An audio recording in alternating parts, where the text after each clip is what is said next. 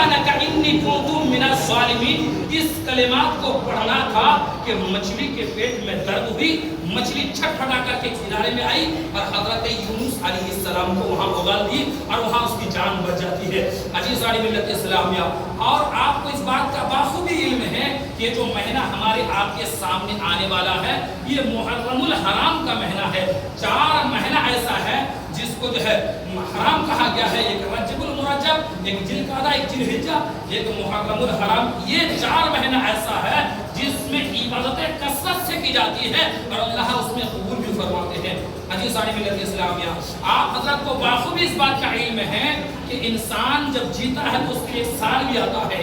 انسان سب کو یاد ہے کہ محرم الحرام کا سال جو شروع ہوتا ہے یہ اسلامی سال ہے، لیکن اکثر و بیشتر انسان کو اسلامی تاریخ کا پتہ نہیں چلتا ہے۔ اسے معلوم ہے کہ 26 جنوری کب ہے، اسے معلوم ہے 15 اگست کب ہے، اسے معلوم ہے اگست یہ جو ہے بیساکھ کب ہے، اسے معلوم ہے، یعنی تمام تاریخیں ہمیں معلوم ہے، لیکن محرم الحرام کی تاریخ ہمیں پتہ نہیں چلتا ہے۔ یہاں تک کہ جو ہندوؤں کا تہوار ہے، جو غیر مسلموں کا تہوار ہے، جو بیساکھ آتے ہی ہم بیلوں کو نہلاتے ہیں، یہ کہیں سے ثابت نہیں ہے۔ یہ ہندوؤں کا رسم و رواج ہے، غیر مسلموں کا رسم و رواج ہے۔ ہم اس ڈیٹ کو فکس یاد رکھتے ہیں کہ آج ہے بیساکھ ہے، ہم اپنے جانوروں کو غسل دینا ہے۔ آئیے عزیزان ملت اسلامیہ، آپ کبھی بھی دے سکتے ہیں، لیکن کسی غیر مسلم کے چیز کو کسی دن میں مخصوص کرنا یہ ہماری آپ کے لیے جائز نہیں ہے۔ عزیزان ملت اسلامیہ، اگر 1 جنوری ہوگا تو انسان انوینشن کارڈ دیتا ہے، انسان نئے سال کے لیے مبارکبادیاں پیش کرتے ہیں، یہاں تک کہ ان کے لیے پروگرام کرتے ہیں، کوئی کیک کاٹتے ہیں، اگر ایک دوست سے دوسرے کو مبارکباد پیش کرتے ہیں۔ عزیزان ملت اسلامیہ، ذرا سینے میں ہاتھ رکھ کے اندر بتائیے، کیا نیا سال آنے کے بعد ہمیں خوشی ہونی چاہیے یا غم ہونی چاہیے؟ آپ کہیں گے خوشی ہونی چاہیے، اس لیے کہ کوئی بھی چیز نہیں آتے ہیں تو اس کا مرحلہ ہی کچھ اور ہوا کرتا ہے۔ لیکن اس کے بیک گراؤنڈ میں جائیں گے تو نیا سال آنے کے بعد ہمیں غم منانا چاہیے، اسی لیے کہ 2025 کے بعد 26 آتا ہے، 24 نہیں آتا ہے، 26 کے بعد 27 آتا ہے، اور جو ہے 26 نہیں آتا ہے، بلکہ یہاں تک کہ ہماری عمر 1 سال گھٹتی چلی جا رہی ہے، ہم قبر کے قریب ہوتے چلے جا رہے ہیں، ہمارے جسم کمزور ہوتا چلا جا رہا ہے۔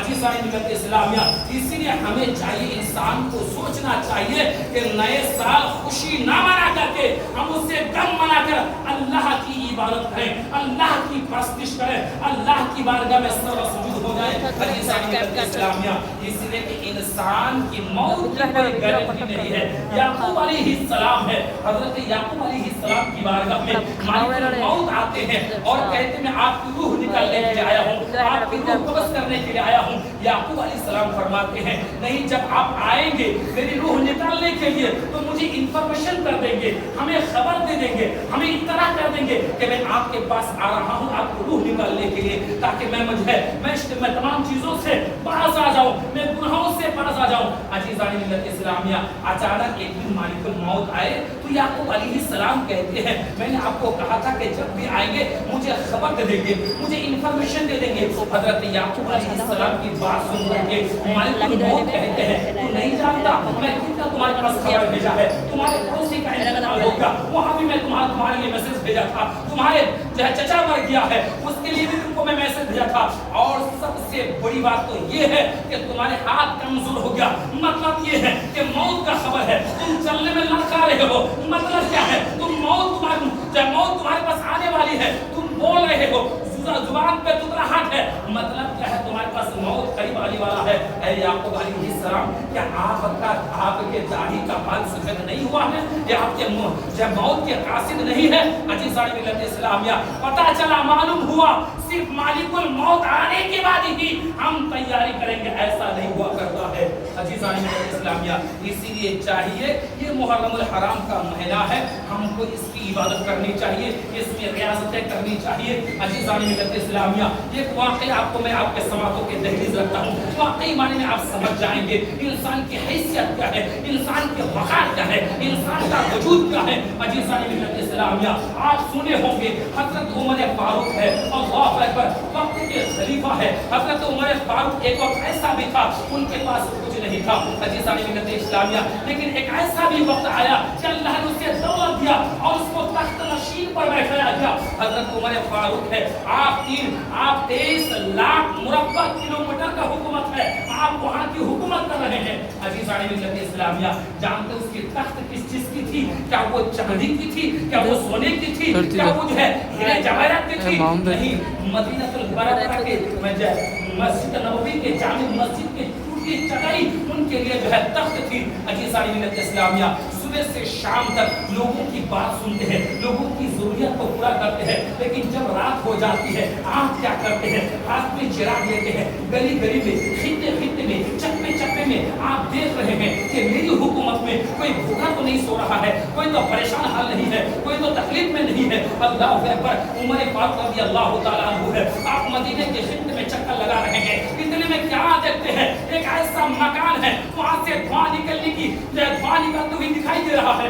अल्लाह अकबर, उमर फारूक वहां जाते हैं, जाने के बाद कहते हैं खातून क्या बात है? तुम्हारे बच्चे रो रहे हैं, चिल्ला रहे हैं, तू उसे खाना पेश नहीं कर रही है, बल्कि तुम्हारे घर से धुआं निकल रहा है। वो खातून कहती है मैं खाना बनाऊं तो बनाऊं कैसे? मैं जो हंडी पे रखी हूँ ये कोई चावल नहीं है, ये कोई गेहूं नहीं है, ये कोई अनाज नहीं है, बल्कि छोटी छोटी पत्थर 3 दिन तक रख करके मैं उबाल रही हूँ ताकि मेरे बच्चे को तसल्ली हो जाए। अजीज़ान मिल्लत इस्लामिया, वो बादशाह जो 23 लाख मुरब्बा किलोमीटर का हुकूमत कर रहे हैं, वो कहाँ जा रहे हैं? एक नादिर के घर, एक मुफलिस के घर जाकर के कहते हैं क्यों तुम्हारे पास आटा नहीं है, चावल नहीं है, तुम्हारे पास खाने का कुछ नहीं है? कहा नहीं है। अल्लाह अकबर, उमर फारूक की आंखों में आंसू आ जाते हैं। वो चलते हैं गुड़ापुर में जहाँ माल रखा हुआ था, जाने के बाद अपने कंधे पर उठाते हैं। अल्लाह अकबर, उनके साथ उनके खादिम था जिसका नाम असलम था। कहा हुजूर बादशाह सलामत, उमर बिन खत्ताब आप उस बोझ को मुझे दे दीजिए, आप थैला लेकर के नहीं चल सकते हैं, इतने भारी भरकम वजन है, आप लेकर के नहीं चल सकते हैं। अल्लाह अकबर, उमर बिन फारूक, हजरत उमर फारूक कहते हैं ऐ असलम बता तो सही, अगर कयामत के दिन अगर गुनाह का बोझ मेरे सर पे भी बगैर तुम्हारे सर पर दे, क्या तुम उठा पाओगे? उसको तोड़ सकते हो? अल्लाह अकबर, असलम ने कहा नहीं। अल्लाह अकबर, अगर कयामत कायम होगी अपना बोझ अपना ही उठाना पड़ेगा। अगर गुनाह का बोझ है तो गुनाह का बोझ अपना ही उठाना पड़ेगा, कोई किसी का साथ देने वाला नहीं है। फारूक क्या करते हैं? अपने कंधे पर उस गले के बोझ को लेते हैं, उस खातून के घर में आते हैं, औरत से कहते, उस खातून से कहते हैं तुम आटा रखो, मैं अपना चूल्हा जलाता हूं। अल्लाह अकबर, उमर फारूक का बादशाह है, 23 लाख मुरब्बा किलोमीटर में हुकूमत कर रहे हैं, वो चूल्हे पे आग लगा रहे हैं। अजीज़ान मिल्लत इस्लामिया, कभी कभी जब आग बुझ जाती है उसके बाद हजरत उमर फारूक अपने सर को झुक करके उसमें फूंक मारते हैं। अल्लाह अकबर, कहने का मंशा आंसू ये है कि उनके अंदर खौफ खुदा कैसी थी, वो लोग उनके दिल को कैसे जिता क्या करते थे। अल्लाह अकबर, जब चूल्हा जल गया, खाना खा लिया, शिकम शेर हो गया, उस खातून के करीब जाते हैं, जाने के बाद कहते हैं बूढ़ी माँ माफ कर दिया जाए। उमर फारूक बहुत बड़ा सल्तनत चलाते हैं, उनके पास हुक्मरान हैं, बहुत बड़ी सल्तनत को चलाना पड़ता है, हो सकता है तुमको नहीं दिखा है, उसे माफ कर दो। वो खातून कहती है नहीं, मैं उसे कभी माफ नहीं कर सकती है, कयामत कायम होगा, मेरा हाथ होगा, उमर फारूक का गर्दन होगा, मैं बख्शूंगा नहीं। इतनी सी बात कहनी थी। उमर फारूक कहते हैं ऐ खातून, जिसे तू तकलीफ देना चाहता है, जिसे तू सजा देना चाहती है, मैं कोई और नहीं, उमर फारूक हूँ, जो भी सजा देना है मुझे दे दो। अजीज़ान मिल्लत इस्लामिया, पता चला, मालूम हुआ आज अगर किसी को हुकूमत मिल जाती है तो छोटे लोगों को सलाम करने के लिए तैयार नहीं है। अगर किसी को अल्लाह ने दौलत दी है, छोटे लोगों को कीड़े मकोड़े समझते हैं।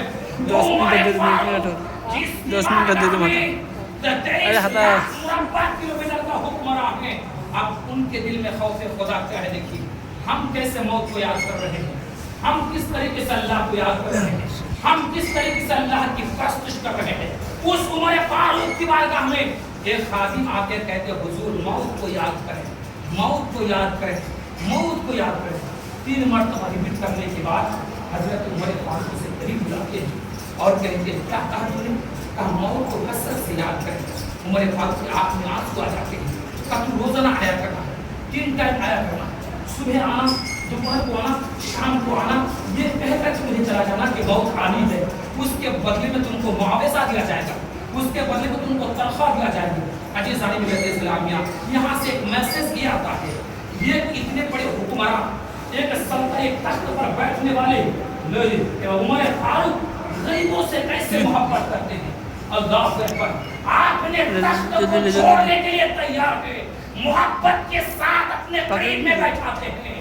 اگر ہمارے دروازے پر کوئی چلا جائے تو کرسی چھوڑنے کے لیے تیار نہیں ہے. ہم کیا کم ہیں, ہمارا پاور کیا کم ہے, ہمارے پاس کیا دولت کی کمی ہے. ارے نبی کی سنت ادا ہوگی. اگر کوئی مہمان تمہارے یہاں جائے, اپنے جگہ چھوڑ کر کے مہمان کو بیٹھاؤ, ان کی عزت کیا کرو. یہ میرے آقا کی سنت مبارکہ ہے. اب وہ عمر فاروق سے کہا جاتا ہے کہ کنٹینیو 3 مرتبہ آنا, آنے کے بعد یہ لفظ کہہ کر کے جانا کہ موت آنی ہے, موت آنی ہے, موت آنی ہے. اچانک ایک دن عمر فاروق اسے بلاتے کہ آج سے مت آنا ہو, آج سے تمہاری ڈیوٹی ختم ہو گئی. کہا حضور کیا ہوا, مجھ سے غلطی ہوئی ہے, میں نے کوئی خطا کی ہے, میں نے کوئی جرم کی ہے, آخر آپ نے مجھے روک کیوں ہے. آپ سنیے عمر فاروق کی زبانی. عمر فاروق کہتے ہیں جب تو پہلے مرتبہ وارننگ دے رہا تھا, میری داڑھی سفید نہیں تھی, میری داڑھی کالی تھی, میری ایک داڑھی سفید ہو گئی ہے. اب تم کو بولنے کی ضرورت نہیں ہے. یہ ایک داڑھی جو میری پک گئی ہے, یہ مجھے سونا حرام کر دیا ہے, جینا حرام کر دیا ہے. صبح سوچتا ہوں تو داڑھی کے متعلق, دوپہر کو سوچتا ہوں تو داڑھی کے متعلق, شام کو سوچتا ہوں تو داڑھی کے متعلق. یعنی ایک داڑھی کیا پک گئی, تم کو موت کی خبر نہیں. میری داڑھی مجھے وارننگ دیا تم کو موت آ گئی ہے. لیکن واہ ہے نبی کی امت, اگر ہماری پوری داڑھی پک گئی ہے تو ہم نائی کے پاس جاتے ہیں کیمیکل لگانے کے لیے. یہ خوف بھول گیا کہ داڑھی پکی ہے موت کی نشانی ہے, جس میں کمزور ہے موت کے آثار ہے, جس میں کلنزہ بندم ہے موت کے آثار ہیں. عزیزان ملت اسلامیہ, عمر فاروق ہے, حکمراں ہیں, ان کے اندر جو ہے خوف خدا کیسے تھے. عزیزان ملت اسلامیہ, ہمارے خوف کہاں ہے, ہم اللہ سے کس انداز سے خوف کر رہے ہیں, ہم اللہ سے کیسے ڈر رہے ہیں. عزیزان ملت اسلامیہ, اگر ہمارا بال پک گیا ہے یا داڑھی پک گئی ہے تو اسے چھوڑ, موت کو یاد کرو, اللہ تمہاری خطا کو معاف فرما دے گا. جوانی کب تک, بیٹی لگاتی ہے, بیٹی لگا لو بیٹے, ابو جان لگا لیجئے, بوڑھے لگ رہے ہیں, ضعیف لگ رہے ہیں, کمزور لگ رہے ہیں, داڑھی میں کالا پن لگا لیجئے. اب آپ کا بال سفید ہو گیا ہے, اچھا نہیں لگ رہا ہے. میں اس بیٹی سے کہنا چاہتا ہوں, اس بیٹا سے کہنا چاہتا ہوں, تمہارا باپ کو تو کب تک جوان چڑھائے گا. جو رب تبارک و تعالی نے کر دیا ہے اسے کوئی ہٹا نہیں سکتا ہے. عزیزان ملت اسلامیہ, کاش اس دن سے تو نے عہد کر لیا کہ میری ایک داڑھی پک گئی ہے, ایک بال پک گیا ہے, آپ مجھے دنیا داری سے رشتہ کرنے سے نہیں ہوگا. عزیزان ملت اسلامیہ, یہ تھے پہلے جو خلفاء تھے, جو چاروں خلیفہ تھے, جو انبیاء کرام تھے, ان کے اندر موت کی کثرت کیسے, موت کیسے یاد کر رہے ہیں. عزیزان ملت اسلامیہ, جس یوم شہادت امام حسین کی ہم شہادت بڑی زور و شور سے مناتے ہیں, اکھاڑا کھیلتے ہیں, پہلے سے منت مانگتے ہیں ہم کو تجیہ بنانا ہے. نہیں, وہ امام حسین نے میسج دیا تھا, یاد ہے, کسی کو یاد نہیں ہے. جو اچھی باتیں ہوگی وہ انسان یاد نہیں کرتے ہیں. وہ امام حسین 72 نفوس قدسیہ کو شہید کرنے کے بعد آپ کا گردن جو دیا گیا تھا وہ نماز کی حالت میں تھے, وہ سجدے کی حالت میں تھے. عزیزان ملت اسلامیہ, اس لیے ہمیں سوچنا چاہیے کہ کرب و بلا کی داستان کو سننے سے کوئی فائدہ نہیں ہے. جو انبیاء کرام نے کی ہے اس پر عمل کرنے کی کوشش کریں. عزیزان ملت اسلامیہ, 70 سال 65 سال 50 سال ہو چکا ہے, آپ کس تاج محل کو بنانے کی خوف دیکھ رہے ہیں, آپ کہاں جانے کی خوف ہے, کہاں جانے کی تیاری ہے. عزیزان ملت اسلامیہ, 90% لوگوں کی داڑھی ختم, داڑھی سفید ہو چکی ہے, لیکن گھر میں بیٹھ کر کے پکچر دیکھ رہا ہے, افسوس کے ساتھ کہنا پڑتا ہے. عزیزان ملت اسلامیہ, جبکہ یہ وقت کی نماز کو چھوڑنا 70 سال جہنم کی وادیوں میں چلنا پڑے گا. لائیں گے کون مفتی کو لائیں گے, ہم بتائیں گے. عزیزان ملت اسلامیہ, سب سے پہلے قرآن میں کسی چیز کا اگر حکم دیا گیا ہے تو نماز کا حکم دیا ہے. عزیزان ملت اسلامیہ, زکات ہے آپ پر معاف ہے, اس کا نہیں ہے معاف ہے آپ کے پاس. روزہ رکھنے کی حیثیت نہیں ہے, آپ کو جو ہے کچھ دن کے چھوٹ رکھا گیا ہے. صاحب استطاعت کی حج مت کیجیے, لیکن نماز ایک ایسی عبادت ہے, سننے بلوغ سے لے کر مثال کے طور پر 8 سال سے لے کر مرتے دم کوئی مائکہ لال کہہ نہیں سکتا ہے کہ نماز معاف ہو، چاہے وہ مفتی ہو، چاہے وہ علماء ہو، فقہاء ہو، محدث ہو، اولیاء ہو، انبیاء ہو، کوئی نہیں کہہ سکتا ہے۔ اس 8 سال کی عمر سے لے کر کے مرتے دم تک ہمارے جسم میں طاقت نہیں ہے، قوت نہیں ہے، چل نہیں سکتے ہیں، اس کے لیے بھی معاف نہیں ہے۔ شریعت کا حکم یہ ہے کہ اگر تم کھڑا نہیں ہو سکتے ہو تم بیٹھ کر کے نماز پڑھو، اگر تم بیٹھ کر کے نہیں پڑھ سکتے ہو شریعت کا حکم یہ ہے کہ تم سو کر کے پڑھو۔ اگر شریعت یہ بھی یہاں تک کہتا کہ اگر سو کر کے بھی آپ تم کو جو اتنی حیثیت نہیں ہے، نہیں کر پا رہے ہو، تو اللہ تبارک و تعالیٰ اس صورت میں بھی معاف نہیں فرمایا ہے۔ اس صورت میں کہا گیا ہے کہ تم آنکھ کے اشارے پہ نماز پڑھو۔ عزیزان ملت اسلامیہ، کتنی مرتبہ کہنے کے باوجود ہم شریعت مطہرہ کو پامال کر کے چھوڑ رہے ہیں۔ آج ہماری سر پہ ٹوپی رکھنا دشوار ہو گیا ہے، چہرے پہ داڑھی رکھنا مشکل ہو گیا ہے، نماز پڑھنے جا رہے تو رکاوٹ ہے، مسجد میں جا رہے تو رکاوٹ ہے، مدرسے میں رکاوٹ ہے۔ کیوں؟ اسی لیے کہ ہماری سوسائٹی میں کر دیا ویسے۔ آپ سکھ دھرم کو دیکھیں گے، اس کا چھوٹا بچپن سے لے کر کے بوڑھے تک سب داڑھی رکھتے ہیں۔ وہ گورنمنٹ بھی سمجھتے ہیں کہ اس کے چہرے میں داڑھی ہے، اس میں مذاق ہے، لیکن ہماری سوسائٹی میں جو داڑھی ٹوپی ہے اسی کو گورنمنٹ مسلمان سمجھتے ہیں، اور جو داڑھی ٹوپی نہیں ہے وہ تو گورنمنٹ سمجھتا ہی نہیں کچھ۔ حتیٰ کہ یہاں تک کہ نبوت آ گئی، انسان کا ایکسیڈنٹ ہو گیا، اس کے چہرے سے، اس کا ہیولا سے، ان کے کپڑے سے نہیں لگ رہا تھا کہ وہ مسلمان ہیں۔ آخر میں فیصلہ کیا گیا کہ ان کے شرمگاہ کو کھولا جائے۔ اللہ اکبر، ہمارا پوزیشن یہاں تک آ گیا کہ اس مسلمان کو پرکھنے کے لیے، اس کو جانچنے کے لیے اس کی شرمگاہ کو کھولنا پڑتا ہے۔ تو اس سے شرم کی بات اور کون ہوگا؟ عزیزان ملت اسلامیہ، اس لیے سوچو، ہندوستان میں جینا ہے تو صحیح سے جیے، ورنہ جینا مشکل ہو جائے گا۔ ہم نے مسجد کو ویران کر دیا ہے تو گورنمنٹ سمجھے گی کہ اس میں نماز ہوتی ہے، نہ مسلمان رہتا، کچھ رہتا ہی نہیں، اس کو توڑ کے ختم کر دو۔ مسلمان مسجد کو آباد کرنا چھوڑ دیا ہے۔ عزیزان ملت اسلامیہ، اسی لیے ضروری اس بات پر ہے، امام حسین کی کربلا کا دستہ سن کے آپ پتہ لگائیے کہ امام حسین نے گردن کیوں دیا تھا۔ عزیزان ملت اسلامیہ، یہ ایک آپشن تھا ان کے پاس امام حسین کے پاس، یوں ہاتھ دو، یوں تم کو پاس کر دیا جائے گا، صرف یزید کے ہاتھ میں بیعت کر لو، سب کچھ ختم۔ یہ کاٹنا مارنا لڑائی کچھ بھی نہیں، لیکن شریعت کے خاطر، اسلام کے خاطر، قرآن کے خاطر آپ نے 72 نفس قدسیہ کو کٹا دیا، اپنے آپ کو شہید کر دیے۔ اس لیے اس نانا کے امتیوں، ابھی بھی وقت ہے، سنبھال جاؤ، ورنہ کلمہ پڑھنے والا کوئی نہیں ہوگا۔